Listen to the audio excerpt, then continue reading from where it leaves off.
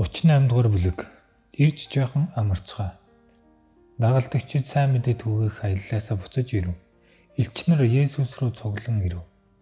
Тэд хийсэн заасан бүхний түүнд айлтглаа. Тэр тэдэнд та нар зилүүд газар руу оч. Жоохон амар гэжээ.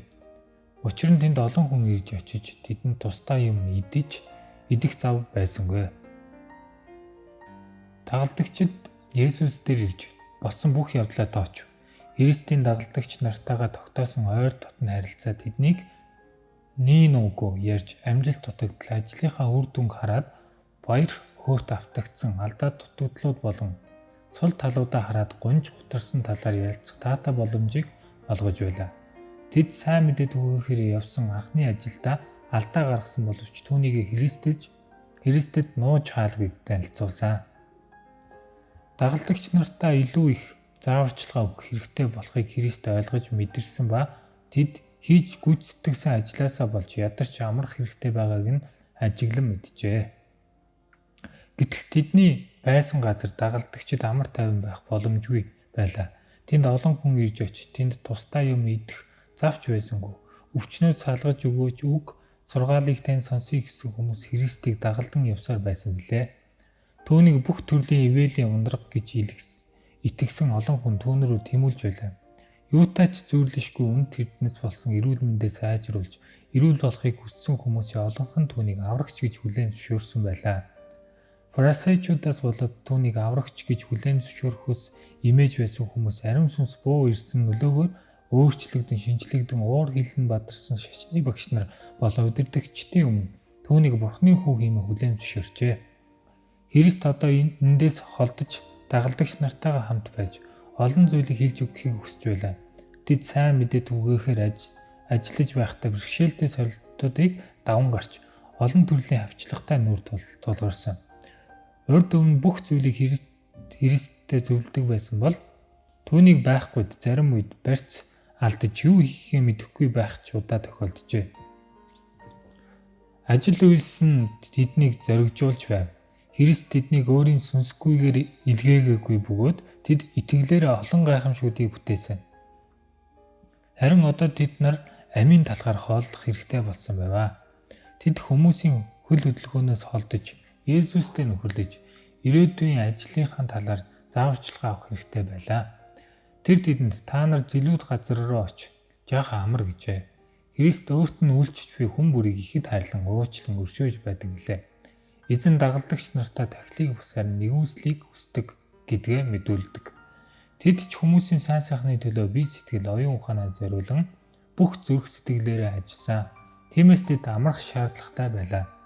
Дагалдагчид ажлаа амжилттайгаар бүтээх үедээ алдар хүндийг өөрсдөд авч сүнслэг бардамналд автагдах аюулд өртөж сатааны уруу татлагад орох магадaltaй байсан. Тэдний өмнө аваа ажил байсан ба тэд эдгээр ажлыг үүсгэх хүч өөрсдийн хүч чадлаас бус харин Бурхны хүч чадлаас ирдэг гэдгийг ойлгох хэрэгтэй байлаа. Есүсийн дагалдагчид Синай цөлд байсан Мосе шиг, Йодо толгодын дунд байсан Давид шиг, Хэрэт горхны хажууд байсан Илия шиг өдөр тутмын завгүй үйл ажилласаа хөндөрч байгальтай Христтэй болон өөрсдийн зүрх сэтгэлтэй нөхөрлөх хэрэгтэй байв. Дагалдагчид сайн мэдээ түгээх аялалд гарна завгүй байхад Есүс өөр бусад хот тосгоноор альж хаанчлалын сайн мэдээг номлож явжээ. Тэрээр ийм явж байхдаа Иохан Баптистийн үхлийн тухай дуулжээ. Энэ үйл явдал түүнд өөрийнх нь зүглэж буй уйвтай төгсгөлийн тухай тунч тод сануулжээ. Харин бараан үйл түүний замыг бүрхэж байлаа. Хуулийн багш нар болон тахилчид түүнийг өхүүлэхийн тулд араас мөрдөн мөшгөж, торшуулууд нь түүний алхан бүрийг ажиглаж түүнийг сөөрүүлэхээр зохиож байгаа хууль даанууд газар сайгүй үржин олширч байлаа. Элч нарын Галил даяар тунхаглаж буй номлолын тухай мэдээ Херодын чихэнд хүрч түүний анхаарлыг Есүс болон түүний элч ажиллагаанд хандуулва. Тэрээр баптизм хүртээгч Иохны үхэгсдээ самилжээ гэж хэлээд Есүстэй уулзах хүсэлтэй болов. Херод төрийн эргэлт гарч өөрийг нь захирагчийн ширээнээс зайлуулж Живрийн ард түмэн Ромын боолчлоос ангижирчихвээ гэж цаг ямагт болгоомжилдог байлаа. Ард түмний дургүйцэл эсэргүүцэл улам ширүүцсээр байв. Галилд Христийн гүйцэтгэж буй нийгмийн үйлчлэл цаашид удаан үргэлжлэх боломжгүй болсон тодорхой байлаа. Христийн зовж шаналх цаг ойртох тусам тэрбээр олон хүмүүсийн шууга эмх замбраагүй эзэмсэн байдлаас холдохыг хүсэх болов.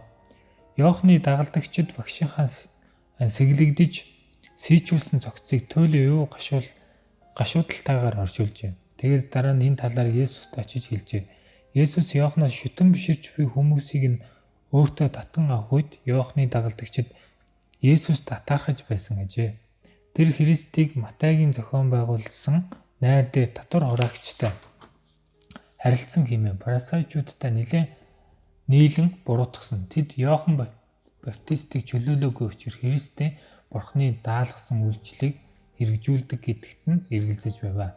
Гэтэл одоо багш нь нас барж үе гашуудад дарагдсан сэтгэлээ тайлгаруулж цаашдаа яах талаар заавар чиглэл авахын тулд тэд Есүс дээр иж түүний хүсэл сонирхолтой нийцэхээр болов. Тэд нарт ч гэсэн аврагчтай харилцаа тогтоохоор амар тайван нам гүм газар очих шаардлагатай байв. Нуурын хойд эрэгт Бетсайдаас холгүйхан эзгүй хоосон газар байдаг байв. Одоо тэр газар хаврын цэцэг нэлэх ногоон домбож байсан ба энд Есүс болон дагалдагч нарт уулзсан ярилцахад яг тохирох газар байв. Тийшээ тэд заваар яв. Олны хүлээс зайдуу буйдхан газар тэд хотын завгүй хөл хөдөлгөөнтэй уур амьсгалаас холдох боломжтой байлаа. Байгалийн үзэсгэлэнтэй байдал амар тайвныг мэдрүүлэх ба энэ өөрчлөлт тэдний сэтгэл санаанд таатай нөлөөлөх аж. Тэдний яриаг хуулийн багш нар болон фарисеучуудын хэлгэнсэн зэмлэл таслалдуулахгүй тулд Христийн үнэт сургаалыг сонсож сэтгэл ханах боломжтой. Есүсийн дагалдагч нарынхаа хамт эдэлж буй энэ амралт бол өөрсдийгөө бодсон амралт биш байлаа. Тэд өөрсдийгөө зугаацуулахын тулд энэхүү амралтыг авч байгаа юм биш. Тэд Бурхны үйлчлэлийн ажлын тухай хамтдаа ярилцаж хэрхэн улам илүү үр дүнтэйгээр үйлчлэх талаар ярилцав. Дагалдагчид Христтэй хамт хэсэг зур байсан учраас тэрээс сургаалт үлгэрээр дамжин ярих шаардлагагүй байв. Тэд түүнийг сайн ойлгож байлаа. Есүс дагалдагч нарынхаа алдаа дутагдлыг засаж хүмүүст хэрхэн зүй зохистойгоор хандахыг заан сургав. Тэдний өмнө Бурхны үнэтэй эрдэнэсүүдийг улам бүрэн дүүрнээр нээж өгч байлаа. Тэд Бурхны хүчээр улам илүү хүчрхэгжиж итгэл найдвар, урам зоригоор бадран насаж эхэлсэн. Есүс гайхамшиг бүтээн дагалдагч нараа гайхамшиг бүтээх хүч чадалтай болгож чадах боловч ядарч туйлдсан дагалдагч нараа хүмүүсээс хөндөрч хөдөө газар руу явж амруулахаар явуулсан. Есүс ургац арим байгаа боловч ажилчид цов байгаа гэж хэлэх үедээ дагалдагч нараа зогсоо зайгүй ажиллаа гэж хэлсэн юм биш. Харин ургацын эзнээс ургацсандаа ажилчид явуулахыг залбирanгуйцгаа гэж айлдваа. Бурхан хүн бүрийн чадварт тааруулан өөрийн үйл хэргийг тохиодог. Тэрээр хариуцлагын хүнд хүчир бүхнийг хизээч цөөн хүмүүс дээр тохиод бусдыг үүрэг хариуцлагагүй санаа зовох зүйлгүй байлгаж байгаагүй. Христийн дагалдагч нараа өрөвдөж хайрлан хэлсэн үгс өнөөдөр ч гэсэн түүний хамтран зүтгэгчдэд үнэтэй чухал хэвээр байна. Цөл газар очиод жоохон амарцгаа гэсэн энэ үг Есүсийн дагалдагч нартаа хэлж байсан үеийн алч халдвагдлаа алдаагүй байгаа. Байнга хит их ажиллаж сэтгэлийн доголдлол дунд байх хүмүүсийн сүнслэг хэрэгцээг хангахын тулд ажиллаж байсан ч гэсэн ухаалаг бус үйлдэл гэж тооцогдох ёстой. Ингэснээр хувийн итгэл бичвэрлэлээ өргөдүүлж оюун ухаан, зүрх сэтгэл, бие махбодын хүч хит их дайчлагдсан ачаалал ордог. Христийн дагалдагчид өөрийгөө огоорч золиос гаргах шаардлагатай байдаг боловч хэтэрсэн их ачааллын улмаас сул талаа сатаанд ашиглуулж Бурхны үйл хэрэгт хохирол учруулж болох юм аа. Шашны багш нарын хувьд шашин шүтлэг гэдэг бол тасралтгүй хичээж ажиллахтай холбоотой гэж үздэг байв.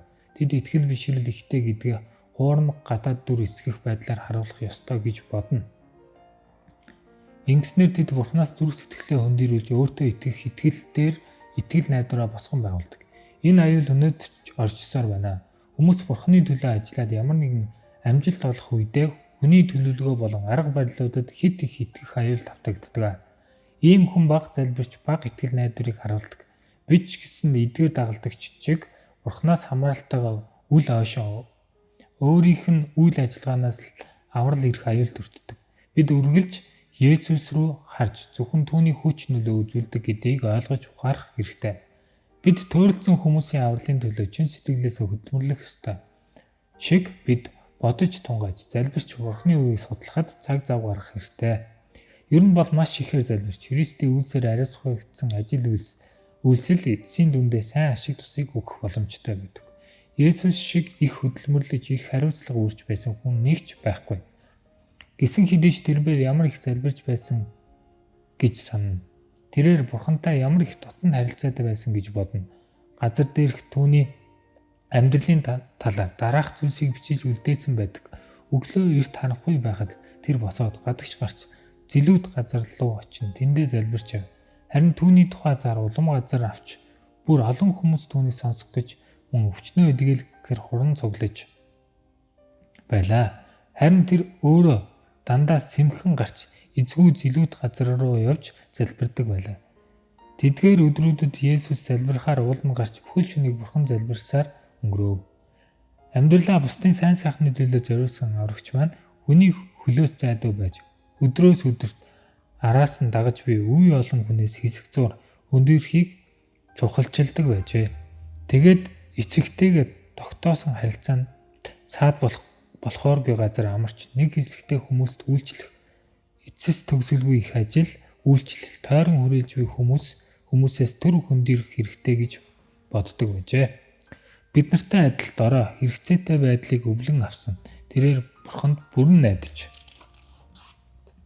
өмнө нь толгорох үүрэг даалгавар сорилтуудыг даван гарах бурханлаг хүчийг эргэлхийлэн нууцлах газар залбирдаг байлаа. Гэм нүгэлтэй дэлхий дээр Есүс зүрх сэтгэлээрээ тэмцэж зовлон шаналлыг эдэлж байв. Тэрээр сэтгэлийг нь няц дарж байсан өтөр гонигийн дарамтаас Бурхантай холбоо тогтоос салж чаддаг байсан ба тэрээр Бурхантай холбоо тогтоосноор амар тайван баяр хөөргийг олж авдаг байв. Хүн төрлөختний зовж шансан уйлаа Христээр дамжиж хязгааргүй нэгүүлсэгч эцэгт хүрэх боломжтой болсон.